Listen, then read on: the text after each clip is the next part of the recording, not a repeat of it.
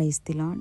మనము నిజదేవుడైన యేసయ్యను నమ్మి ఆయన యందు విశ్వాసం ఉంచి మనం లోకము నుండి ప్రత్యేకించబడిన వారంగా జీవిస్తూ మనల్ని చూసిన వారందరూ కూడా వీరు దేవుని బిడ్డలు, యేసయ్య బిడ్డలు అని ఆయన నామం పేరట మనం ఆయన బిడ్డలుగా పిలువబడుతున్న వారమైనప్పటికీ మనకు భౌతికంగా ఎటువంటి విగ్రహాలు, రూపాలు మనకు లేకపోయినా వాటిని చేసుకొని మనం సాగిలపడి మ్రొక్కకపోయినా మనలో కనిపించని విగ్రహాలు ఎన్నో ఉన్నాయి.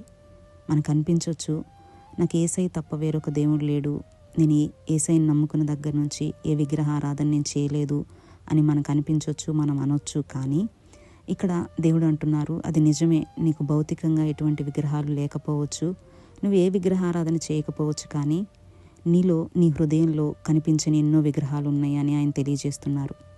మరి మనం ఆ విగ్రహాలు ఏంటి, వాటిని ఎలా తెలుసుకోవాలి అని మనం దేవుని వాక్యపరంగా ఆలోచిస్తే దేవుని వాక్యం తెలియజేస్తుంది, మనం యేసయ్య కంటే, ఆయన కంటే దేనికి ఎక్కువ ప్రథమ స్థానాన్ని ఇచ్చినా, యేసయ్య కంటే దేనిని ఎక్కువగా ప్రేమించినా అదే మన విగ్రహము.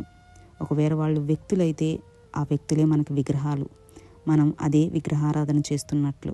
దేవుడు మనకు ఆజ్ఞాపించారు, మనము మన పూర్ణ ఆత్మతోనూ, పూర్ణ వివేకముతోనూ, పూర్ణ హృదయముతోనూ, పూర్ణ బలముతోనూ ఆయనను మాత్రమే ప్రేమించాలి అని.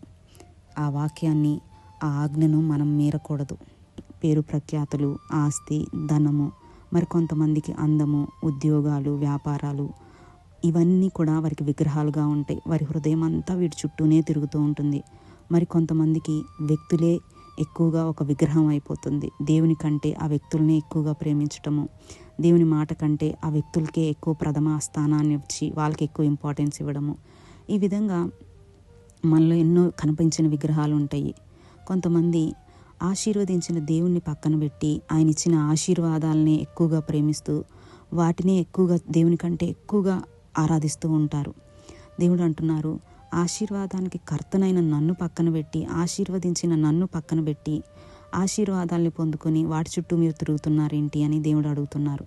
కాబట్టి ఈరోజు మనల్ని మనం పరీక్షించుకోవాలి.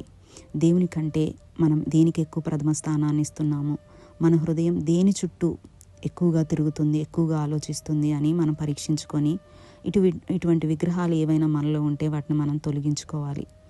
అలా అని మంచి పేరు ప్రఖ్యాతలు, ధనము, ఆస్తి, మంచి ఉద్యోగాలు, అందము ఇవి ఉంటే తప్పని, లేకపోతే మన ఇంటి వారిని మనం ప్రేమించకూడదని కానే కాదు. కానీ ఇక్కడ ఇవన్నీ కూడా ఆయన మనకు ఆశీర్వదించి ఇచ్చినవే, కానీ వీటిని మనం దేవుని కంటే ఎక్కువగా ప్రేమించకూడదు. దేవునికి వీటికి ఇచ్చే స్థానం వీటికి ఇవ్వాలి, దేవునికి ఇచ్చే ఆ ప్రథమ స్థానం దేవునికి ఇవ్వాలి. ఆయనకి ఇవ్వాల్సిన ఆ ప్రేమను వేటికి మనం చెందింపకూడదు. అది దేవుడు తెలియచేస్తుంది. అయితే ఈరోజు మనలో ఉన్న విగ్రహాలన్నిటిని మనం తొలగించుకున్నట్లయితే తప్పకుండా ఆయన కృప పొందుకుంటాము.